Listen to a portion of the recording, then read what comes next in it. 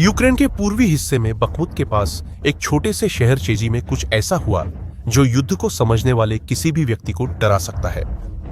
रूसी सैनिकों को एक सीधा आदेश मिला, उन्हें बिना टैंकों और तोपखाने के समर्थन के यूक्रेनी सैनिकों के छिपे होने की जगहों पर हमला करना था। उन्हें सीधे दुश्मन की बंदूकों के सामने दौड़ना था। तभी उनके कमांडर ने कुछ डरावना कहा, हमला न करने वाले को गोली मार दी जाएगी। उनके पास कोई विकल्प नहीं था। यह वहीं मरने और लड़ने जीने का मौका पाने का फर्क था। फिर कुछ चौंकाने वाला हुआ। सैनिकों ने कुछ ऐसा करने का फैसला किया जिसकी कोई कल्पना भी नहीं कर सकता था। उन्होंने अपने कमांडर को मारकर यूक्रेनियों के सामने आत्मसमर्पण कर दिया। आप सोच रहे होंगे कि हताशा में सैनिक ऐसे काम कर लेते हैं। ऐसा पहले भी हो चुका है। यह केवल हताश लोगों का अलग थलग मामला नहीं है, बल्कि रूसी सेना के भीतर फिलहाल हो रही गंभीर स्थिति को दर्शाता है। सैन्य विशेषज्ञ इस स्थिति को एक शब्द में वर्णित करते हैं। इसे खोखली ताकत कहते हैं। यह अंडे के छिलके की तरह होती है।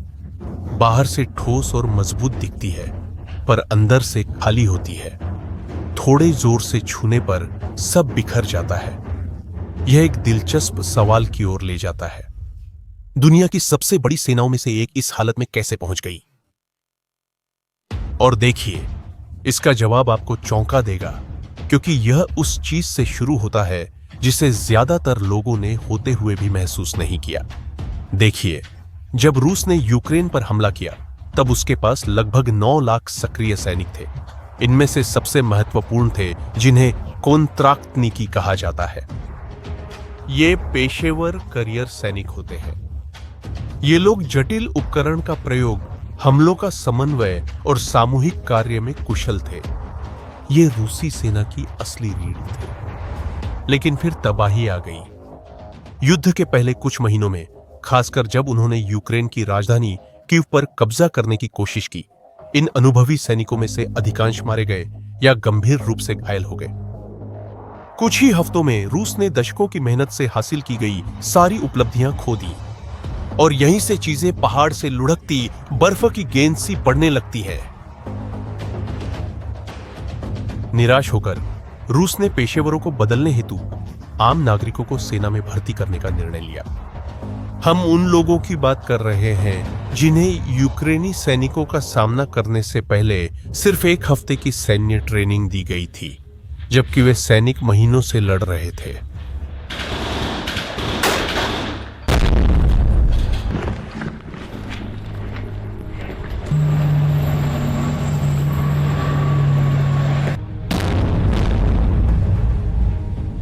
और क्या आप जानना चाहते हैं कि इसका नतीजा क्या हुआ? यह एक ऐसा चक्र है जो लगातार बिगड़ता जा रहा है। कम प्रशिक्षित सैनिक केवल मूलभूत हमले कर पाते हैं और अव्यवस्थित होते हैं। ये बुनियादी हमले बहुत सारी मौतों का कारण बनते हैं।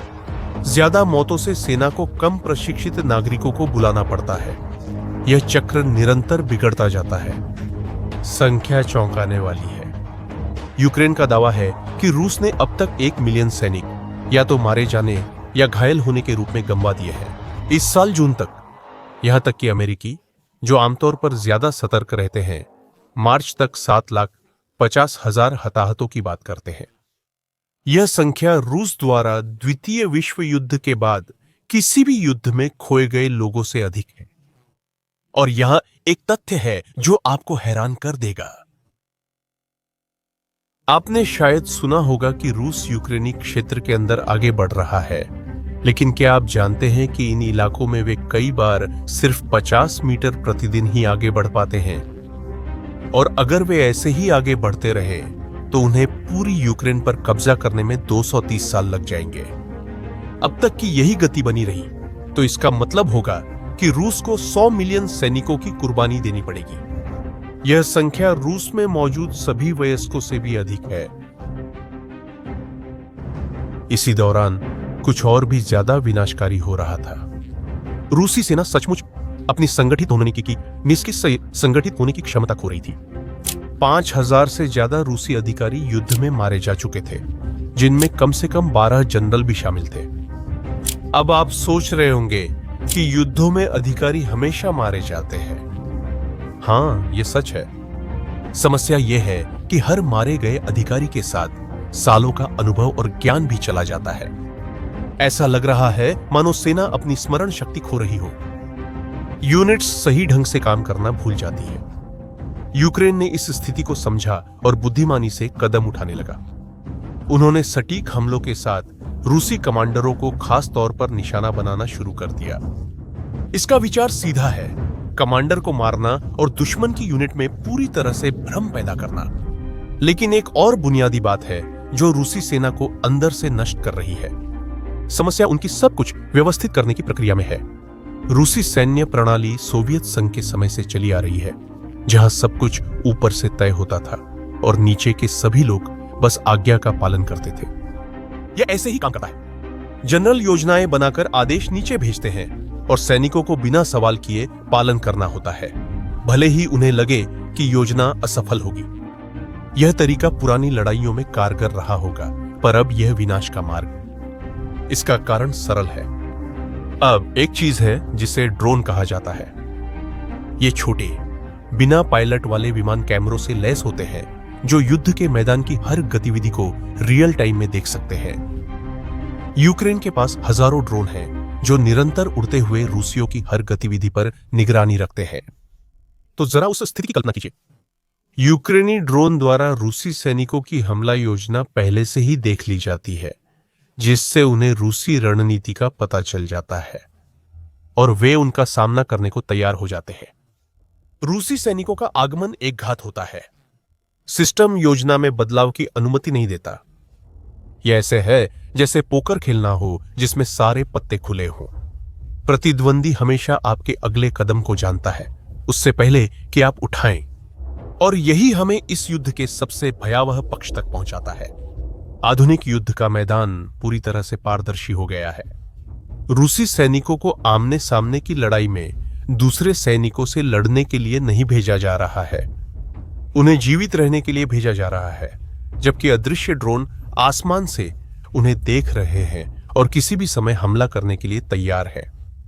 शोध बताता है कि युद्ध में नष्ट किए गए 70% रूसी उपकरण ड्रोन द्वारा निशाना बनाए गए थे। सैनिकों के साथ भी ऐसा होना संभव है। कल्पना कीजिए वह मानसिक डर, जब आपको पता हो कि आपको कभी भी देखा और हमला किया जा सकता है, लेकिन आप यह नहीं देख सकते कि खतरा कहां से आ रहा है। यूक्रेनियों ने क्वेरो विवेयर नामक एक प्रोजेक्ट शुरू किया।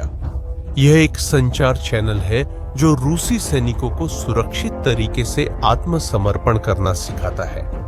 वे मानवीय व्यवहार और युद्ध के बाद यूक्रेन में रहने की संभावना का वादा करते हैं। यह प्रोजेक्ट खुश सैनिकों को पक्ष बदलने के लिए मनाने की कोशिश नहीं करता। यह उन सैनिकों के लिए एक रास्ता प्रदान करता है जो पहले से ही अपनी सीमा पर हैं।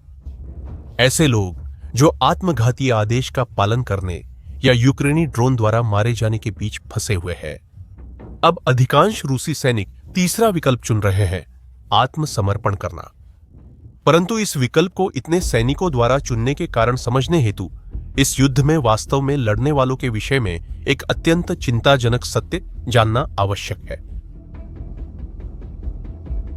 एक असली युद्ध की तरह पूरे देश से लोगों को समान रूप से बुलाने के बजाय रूसी सरकार ने कुछ बहुत अलग किया।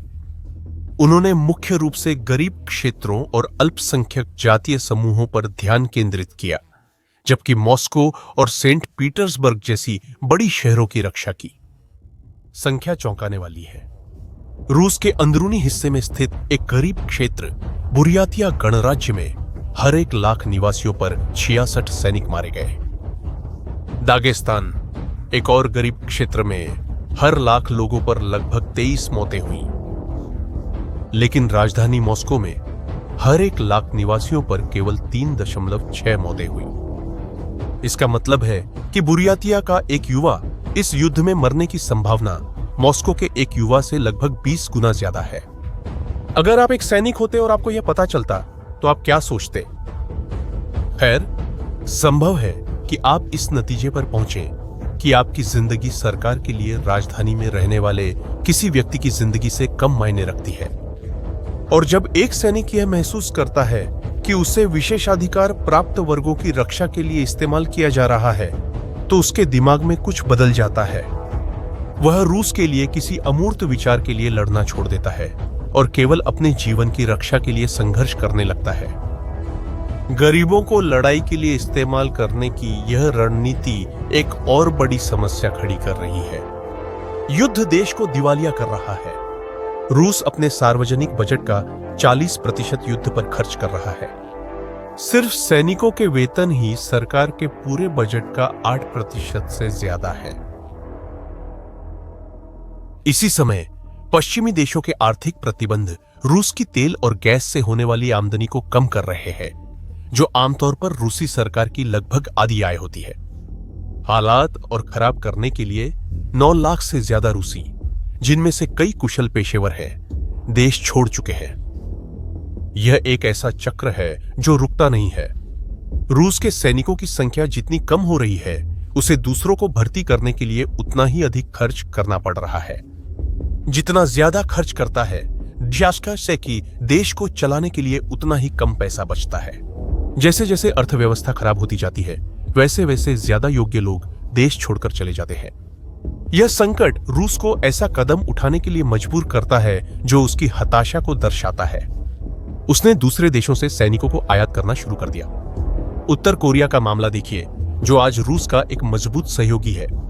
किम जोंग उन ने कई बार सैनिकों और गोला बारूद को मोर्चे पर मरने के लिए भेजा।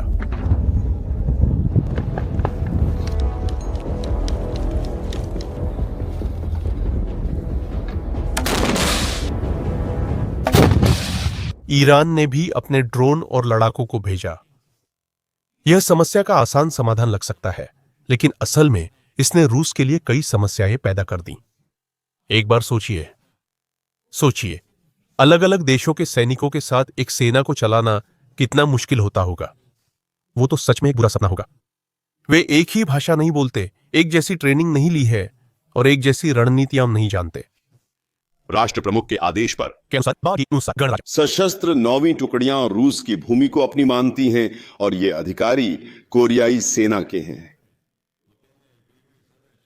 रूसी सैनिकों के साथ कंधे से कंधा मिलाकर कम से कम 2 मामले पहले ही हो चुके हैं, जहां उत्तर कोरियाई निकोशय सैनिकों ने गलती से रूसी और चेचन सैनिकों पर गोली चला दी, जिससे अपने ही सहयोगी मारे गए। आधी टीम को अपनी बात समझाने में परेशानी होने पर हमले का प्रबंधन करना मुश्किल हो सकता है। और यह तथ्य कि रूस इस मदद के बदले उन्नत सैन्य तकनीक से भुगतान कर रहा है, यह दिखाता है कि वह कितना हताश है। वह वास्तव में अपने सर्वोत्तम हथियारों को समस्याग्रस्त सैनिकों के बदले दे रहा है। मैंने यहां जो कुछ भी बताया, यह हमें उन चेजी सैनिकों के पास वापस ले जाता है जिनका उल्लेख हमने शुरुआत में किया था। कमांडर को मारने वाले लोग सिर्फ कायर नहीं थे, असल में वे उन सभी चीजों के एक साथ होने का अपेक्षित परिणाम है। वे खराब प्रशिक्षित सैनिक थे, अनुभवहीन अधिकारियों के नेतृत्व में, एक सख्त व्यवस्था में फंसे हुए जो उन्हें सोचने नहीं देती थी, ड्रोन से डरे हुए जो उन्हें मार सकते थे, जानते हुए कि खुद उनकी सरकार उन्हें बेकार समझती है और विदेशियों के साथ लड़ रहे थे जिनसे वे मुश्किल से बात कर सकते थे। इस घटना ने राष्ट्रपति पुतिन को एक कठिन स्थिति में डाल दिया है। उनके पास 3 बुरे विकल्प हैं। पहला विकल्प, युद्ध को वैसे ही जारी रखना जैसा अभी चल रहा है, लेकिन इसका मतलब है कि और भी टीचाजी जैसे पतन होंगे और एक अर्थव्यवस्था जो अब और नहीं झेल सकती। दूसरा विकल्प, युद्ध रोकना, लेकिन इसका मतलब है सार्वजनिक रूप से हार स्वीकार करना। तीसरा विकल्प, बातचीत करने की कोशिश करना, लेकिन जब खुद की सेना कमांडरों को मार रही हो तो बातचीत कैसे संभव है? हर चुनाव और समस्याएं जाइब लाता है, आसान रास्ता नहीं है। यही हमें कहानी की सबसे अहम सच्चाई तक ले जाता है। सेना की असली ताकत टैंक, विमान या सैनिकों की संख्या नहीं, बल्कि सैनिकों की आदेश मानने और अपने विश्वास के लिए लड़ने की इच्छा है। रूस इसी वजह से युद्ध के मैदान में भारी नुकसान झेल रहा है। जैसा कि चेजी का मामला साफ तौर पर दिखाता है, रूस वह एकमात्र चीज खो रहा है जिसे कोई भी सेना खो नहीं सकती। सैनिकों की वह इच्छा कि वे ऐसे सिस्टम के आदेश माने जो उनकी कद्र करता हो। और जब कोई सेना ये खो देती है तो फर्क नहीं पड़ता कि आप कितने विदेशी सैनिक लाते हैं या कितना पैसा खर्च करते हैं, आपके पास असली सेना नहीं बचती। बस एक खाली खोल रह जाता है जो आसानी से बिखर सकता है। और आप इस बारे में क्या सोचते हैं? क्या आपको लगता है कि रूस इस स्थिति को अभी और लंबे समय तक बनाए रख पाएगा? अपनी राय कमेंट्स में बताएं। अगर इस सामग्री से आपको युद्ध की स्थिति समझने में मदद मिली है तो चैनल सब्सक्राइब करें और उन लोगों से शेयर करें जिन्हें पूर्वी यूरोप में क्या हो रहा है जानना चाहिए। अगली बार मिलते हैं।